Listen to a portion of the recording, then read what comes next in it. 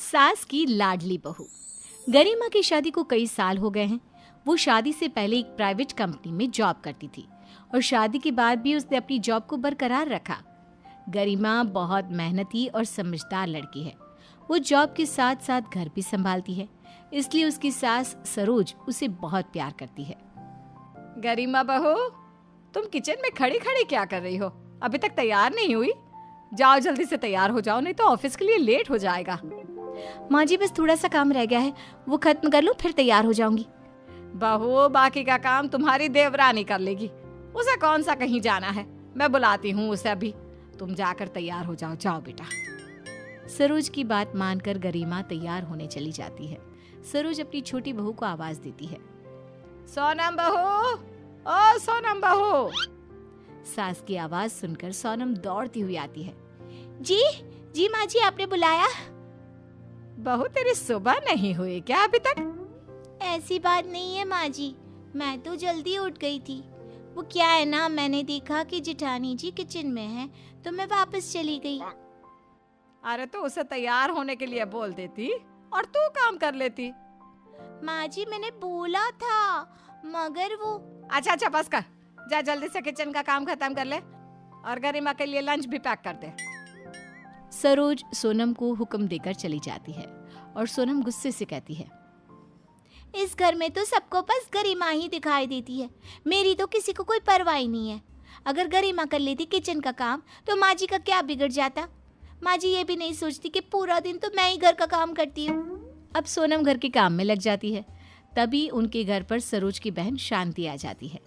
उनका नाम तो होता है शांति लेकिन आते ही पूरे घर में अशांति फैला देती है। सरोज, सरोज देख कौन आया है, तेरी बहन आई है तुझसे मिलने। अरे कहाँ चली गई? मेरी आवाज सुनकर तो तू दौड़ कर आती है। लो जी लो, मैं इतनी दूर से आई हूँ और मेरी प्यारी बहन को मेरी परवाह भी नहीं। क्या फायदा मेरे आने का? शांति की आवाज सुनकर सोनम कहती है, ये कौन है जो इतनी जोर जोर से चीख रहा है? पूरे घर को सर पर उठाकर रखा है। हाँ, बस यही सुनना बाकी रह गया था बहुओं से। आज के जमाने में संस्कार तो रहे नहीं, बस जो मन में आता है बोल देते हैं आजकल के बच्चे।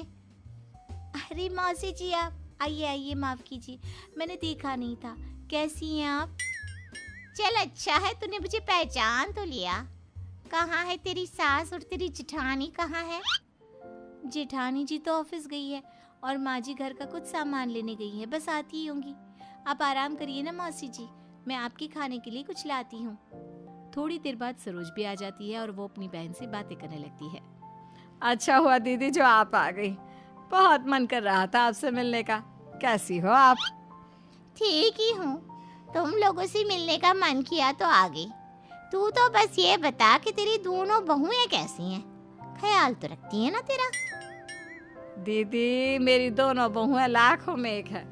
मेरी छोटी बहू सारे घर का काम अकेले करती है, मुझे तो काम में हाथ भी नहीं लगाने देती। खाना भी बहुत अच्छा बनाती है, पेट भर जाता है लेकिन मन नहीं भरता। हाँ, वो तो मैंने देख लिया। अभी उसने मेरी बहुत अच्छी सेवा की, खाना भी बनाकर खिलाया। वाकई में अच्छी है तेरी छोटी बहू। और बड़ी बहू गरिमा, वो कैसी है? दोनों बहनें आपस में बैठकर बातें कर रही होती है कि तभी सोनम छिपकर दोनों की बातें सुनने लगती है। सरोज शांति से गरिमा की तारीफ करने लगती है। मेरी बड़ी बहू गरिमा ना बहुत मेहनती, समझदार और सुलझी हुई लड़की है। अरे बहुत बड़ी कंपनी में काम करती है, लेकिन बिल्कुल भी घमंड नहीं है उसके अंदर। घर के खर्च के लिए भी रुपया देती है और घर के कामों में भी हाथ बटाती है, लेकिन मैं उसे काम नहीं करने देती क्योंकि ऑफिस से थकी हारी आती है और आते ही किचन में चली जाती है। मुझे अच्छा नहीं लगता। कोशिश करती हूँ कि सारा काम छोटी बहू ही करे।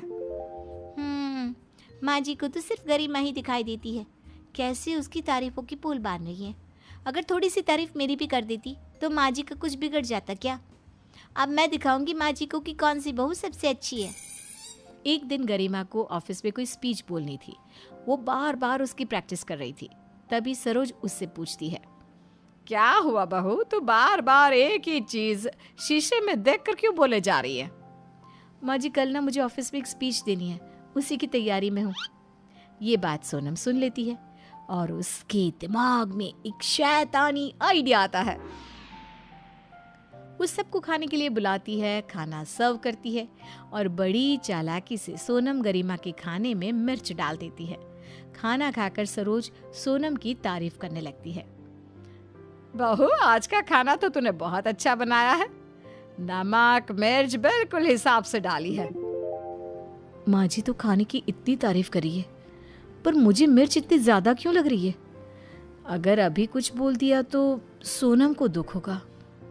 बेचारी गरिमा ये सब सोचकर वो ज्यादा मिर्च वाला खाना खा लेती है, लेकिन उसके मुंह में छाले हो जाते हैं, जिस कारण उससे बोला भी नहीं जाता और वो स्पीच नहीं दे पाती। इस बात से गरिमा बहुत दुखी होती है तो उसकी सास उसे समझाती है। बहू, दुखी मत हो, इसमें तेरी गलती नहीं। तू अगली बार स्पीच दे दियो। जिंदगी में छोटे मोटे नुकसान तो होते रहते हैं बेटा। इसी तरह एक दिन गरिमा अपने लैपटॉप पर प्रेजेंटेशन तैयार कर रही थी। ये बात सोनम को पता लग गई। जैसे ही गरिमा लैपटॉप रखकर बाहर गई तो सोनम ने उसकी प्रेजेंटेशन डिलीट कर दी। गरिमा ने वापस आकर देखा तो वो परेशान।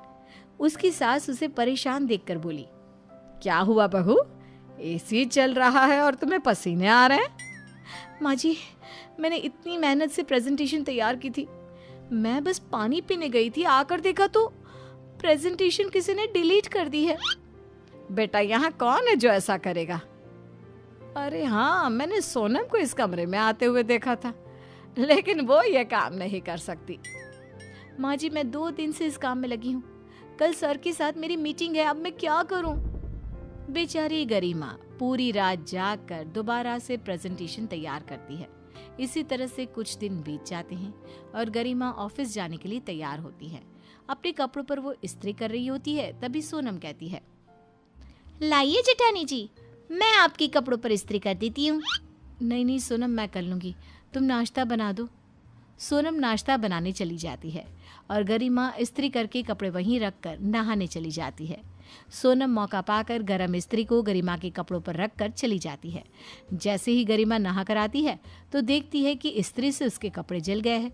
वो अपनी सास से कहती है, माँ जी देखिए ना, मैं यहाँ अपने कपड़ों पर इस्त्री करके गई थी और अब मेरा सूट जला हुआ है। ये कैसे हुआ बहू? अरे तुम गलती से इस्त्री कपड़ों पर रखकर तो नहीं गई थी ना? नहीं नहीं माँ जी, मुझे अच्छे से याद है, मैंने खुद स्विच बंद किया था। चल बहू, परेशान ना हो, तो कोई और कपड़े पहन ले। नहीं माँ जी, मुझे जाना ही नहीं ऑफिस। पता नहीं क्यों आजकल मेरे सारे काम बिगड़ रहे हैं। गरिमा उस दिन ऑफिस नहीं जाती और सरोज को अपनी छोटी बहू पर शक होता है, लेकिन उसके पास अपनी बहू के खिलाफ कोई सबूत तो था नहीं, इसलिए अब वो अपनी बहू पर नजर रखने लगती है। और एक दिन सोनम गरिमा के पर्स में से कुछ बिल की पर्ची निकाल कर कूड़े में फेंक देती है। सरोज उसे ऐसा करते देख लेती है। सरोज वो पर्चियाँ निकाल लेती है। थोड़ी देर बाद गरिमा अपना पर्स देखती है तो उसे वो बिल नहीं मिलते। तब वो अपनी सास से कहती है, माँ जी मैंने अपने बैग में कुछ बिल रखे थे, आपने देखे हैं क्या? ये रहे बिल, ये लो। सरोज के हाथ में बिल देखकर सोनम हैरान हो जाती है और घबरा जाती है। तभी गरिमा अपनी सास से पूछती है, ये बिल आपके पास कहाँ से आए? ये तो मेरे पर्स में रखे थे। ये मैंने कूड़े के डिब्बे में से उठाए हैं बहू। लेकिन माँ जी, इसे कूड़े में किसने डाला? सोनम ने। सोनम ने? पर वो ऐसा क्यों करेगी? अब ये तो सोनम ही बताएगी कि उसने ऐसा क्यों किया। सोनम पहले तो मना करने लगी, लेकिन जब उसकी सास ने सख्ती से पूछा तो वो बोली, हाँ मैंने किया है सब कुछ और ऐसे ही करूंगी। आप जब देखो इसके गुणगान गाती रहती हो। मेरा काम, मेरी मेहनत आपको दिखाई नहीं देती और आप इसी से ज्यादा प्यार करती हो। मैं तुम दोनों से ही प्यार करती हूँ। तुम्हें पता है सोनम, गरिमा इस घर का खर्चा देती है। जो तुम ये सब्जी खाती हो, बिजली का बिल देती हो, ये सब गरिमा के पैसों से होता है।